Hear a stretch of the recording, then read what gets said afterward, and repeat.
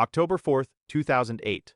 Imagine a 24-year-old American standing in the heart of Pyongyang, the capital of the most paranoid and secretive dictatorship on the face of the earth. He carries textbooks, a Bible, and absolutely nothing else that would suggest he is a threat. For 6 years, the regime of Kim Jong-il and later Kim Jong-un would grant this man something no outsider had ever been entrusted with: unrestricted access to North Korean universities and elite circles. He walked past armed guards who could have executed him for a single wrong look. He taught the sons of generals, high-ranking party officials, and future nuclear scientists. To them, he was just an eccentric missionary and businessman. In reality, he was gathering intelligence in the heart of the hermit kingdom and funneling it to the outside world. A single mistake, a suspicious question, or a student reporting him would have meant vanishing into a forced labor camp where over 200,000 prisoners are already buried. But here is what makes this story unthinkable. He didn't just survive in North Korea. He became one of the only Westerners to live within the system, eat their food, follow their rules, and somehow gain the trust of the most suspicious regime in existence. The Central Intelligence Agency has spent billions of dollars and decades of effort trying to penetrate this country, and they have largely failed. How did a civilian with no formal intelligence training survive 6 years inside the world's deadliest terrain? And what did he discover that North Korea was willing to kill to keep secret? North Korea is a nation defined by barbed wire and absolute constancy. Every visitor is a target of surveillance, and every inhabitant is a potential informant. Private lives do not exist. The internet is a walled garden of propaganda. For decades, United States intelligence was blind inside the country. Satellites could photograph missile silos, but they couldn't hear the whispers in the hallways of power. Human intelligence was the missing piece. At one point, the West had to rely on the gossip of a former sushi chef to build a profile of Kim Jong-un. The CIA had no way to put Americans inside.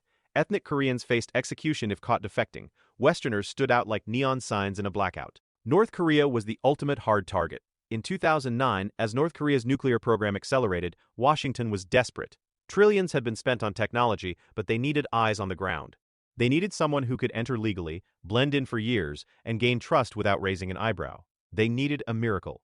And as it turned out, that miracle was already living there. He wasn't a trained operative.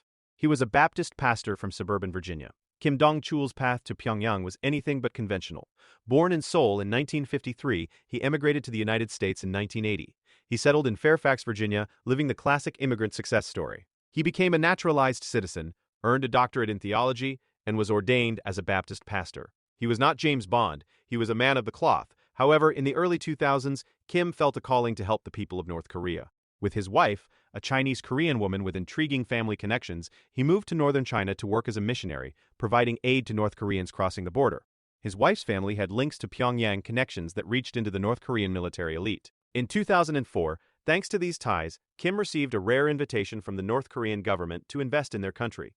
He walked through that open door and settled in Rasan, a special economic zone where the regime experimented with limited foreign investment. Kim poured his life savings of $2,600,000 into building the Tumangang Hotel. To the surprise of many, it paid off. Kim became a successful international investor. The state liked him. He created jobs and provided food and medicine for local communities. The administration of Kim Jong-il was so impressed that they gave him personal commendations in 2007, 2009, and 2011. An American citizen was being personally honored by the North Korean government. By 2009, Kim had been living in North Korea for 5 years. He had no idea Washington was watching him, but of course, they were. The CIA learned of his presence and saw an opportunity that comes once in a lifetime. Sometime that year, he was approached by intelligence agents, first South Koreans, then Americans. The pitch was simple: will you work with us? They asked Kim to become an antenna inside North Korea, a human listening post transmitting what satellites could never see. Kim was stunned. He knew that if he said yes, he would be living on a high wire without a net. If caught, he would face torture, a show trial, and a bullet. The CIA made no promises of rescue. 2 things swayed him: his compassion for the suffering people he saw every day and the appeal to his patriotism. One operative told him, as a U.S. citizen, the United States is also your homeland. You could do something for your country. Kim Dong-chul made his choice. He said yes. The CIA and the South Korean National Intelligence Service gave him a crash course in clandestine work. There was no time for formal training at a base, so they trained him on the fly during his business trips out of the country. They equipped him with the tools of the trade: a wristwatch containing a tiny hidden camera, a miniature earpiece, and protocols for dead drops, leaving USB drives in prearranged hiding spots. Kim learned how to use these devices and how to destroy them instantly. If any of these gadgets were found on him, it would be a death sentence. In late 2009, Kim Dong-chul crossed back into North Korea, carrying his luggage, his business plans, and a secret that could cost him his life. He was now an American spy in Pyongyang's House of Mirrors. From that moment on, every greeting, every smile, and every deal he closed was part of a grand performance. He was utterly alone. Year one was a masterclass in adaptation. In the markets by the docks, he would chat casually with army officers while his wrist camera clicked away, capturing uniform badges and shipping documents. At dinners with local officials, he poured soju, laughed at their jokes, and listened for whispers of troop movements or political shifts. When his handlers received his first batch of intelligence, they were breathless. "This is gold," they told him. He had photographed things satellites could never see. The antenna was live. Kim soon realized he needed more than just his own eyes. He needed insiders within the insiders. He discovered that North Korea had a fatal weakness, the dollar sign. Decades of economic ruin had left even loyal party members desperate to feed their families. Kim began identifying officials who were underpaid or greedy. He approached them quietly, offering a few $100s for business research. A border guard might slip him a shipping manifest. A clerk might copy a file. To the North Koreans, Kim was just a rich foreigner sharing his wealth. To the CIA, every one of these people was now an unwitting informant in a growing web. By the end of his first year, Kim reeled in his first major catch, a high-ranking military officer willing to sell secrets. This officer, whom we will call Agent Zero, passed Kim documents regarding a naval installation. When those papers reached Langley, analysts were astonished. Human intelligence from inside the North Korean military was unprecedented in recent memory. In 2011, Kim was tasked with his most dangerous mission yet. Washington wanted physical proof of North Korea's nuclear program. Through his network, Kim learned of a scientist in the nuclear research sector who was desperate for money. A plan was hatched. In exchange for a substantial sum, the scientist provided a small, heavy object, a 99.99% pure zinc ingot, stamped with old USSR markings. High-purity zinc is a crucial component in the production of nuclear warheads and missile systems. This ingot came from old Soviet stockpiles and was essential for North Korea's weapons development. Kim had acquired a physical piece of the nuclear puzzle. CIA satellites can see a factory, but they cannot retrieve a sample from the assembly line. Kim walked that sample out of the country, hidden in his luggage during a trip to China. Langley was ecstatic. A businessman with no training was pulling off feats the agency only dreamed of. But as Kim's network grew, so did the weight on his shoulders. By the end of year two, he had half a dozen North Koreans working for him. Every person added was a new vulnerability. Each morning, Kim woke up in the Tumangang Hotel with his heart thumping, wondering, is today the day they find out? He could never confide in anyone, not his partners, not his friends, not even his wife, who believed he was simply doing missionary work. He was a man split in two, constantly lying to everyone he loved to protect the mission. The years began to pile up. 2010, 2011, 2012. Kim Dong-chul was still there, still spying the odds. But in the world of espionage, the longer you stay, the more the risk compounds. You can only count cards at a casino for so long before security notices the pattern. Kim was playing a dangerous game of probability, and the house always wins eventually. By year 5, Kim's web stretched across the nation, military officers in Pyongyang, traders in Chongjin, and port workers in Rasan. He was the invisible spider at the center of the web. But North Korean counterintelligence is not incompetent. They had always watched foreign businessmen, and Kim's expanding activities began to leave traces.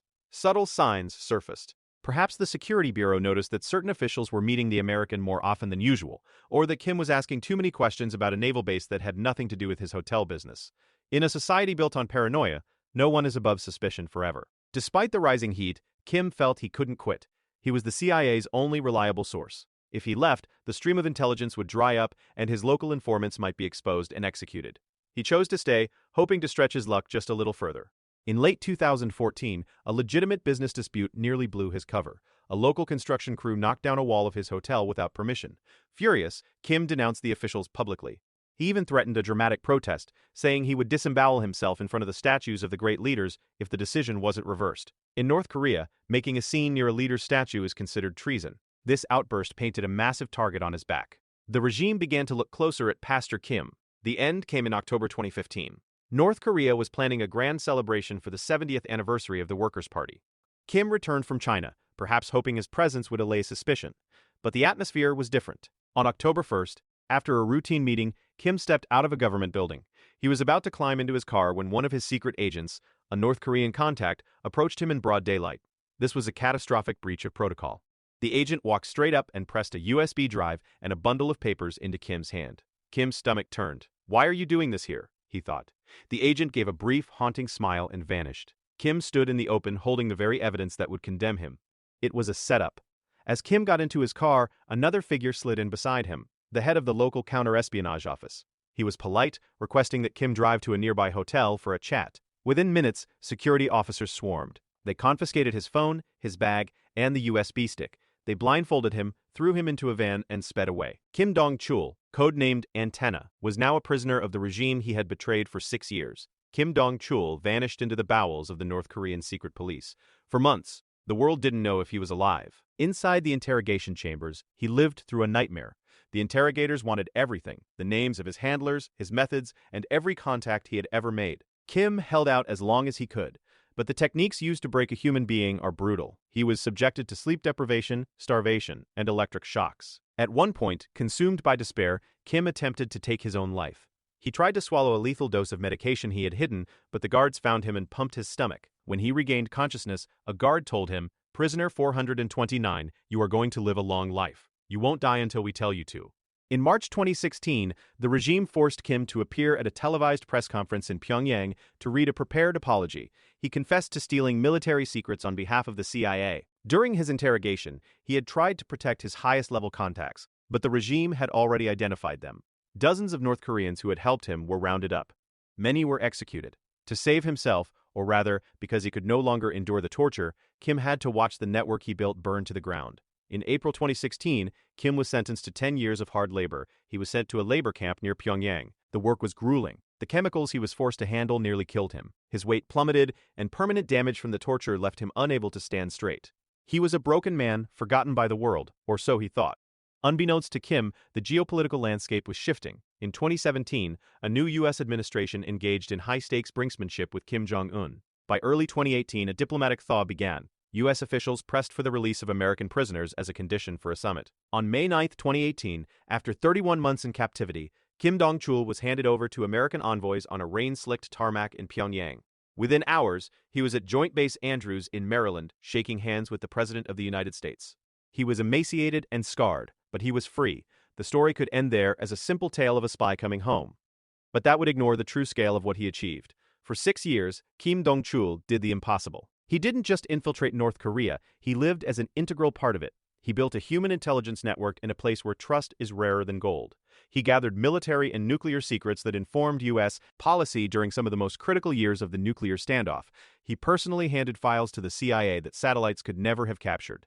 Kim succeeded at his mission every single day he wasn't caught. He lasted 2,190 sunrises, longer than the entire duration of the Korean War. His eventual capture doesn't erase those 6 years. If anything, it underlines how miraculous his run truly was. Life after release has not been easy. Back in the West, Kim struggled to adjust. Even a year after his return, he could not walk properly due to the damage to his spine. He has admitted to feeling deep regret. "If I had quit earlier," he once said, "maybe I wouldn't have lost so much." He misses the life he had before it all went wrong, and he carries the guilt of the North Koreans who died because of their association with him. Kim Dong-chul's story doesn't have a tidy moral. It is not a simple victory, nor is it a total defeat.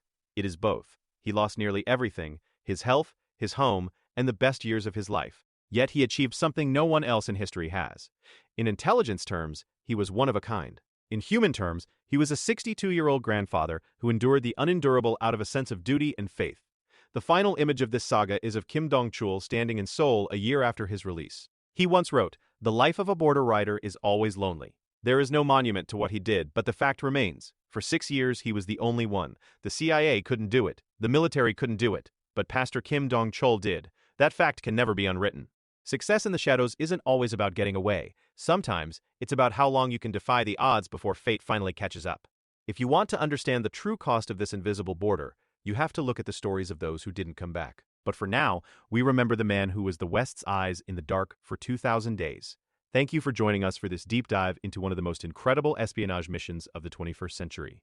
Don't forget to subscribe for more stories of human resilience and history's hidden corners. We will see you in the next chapter.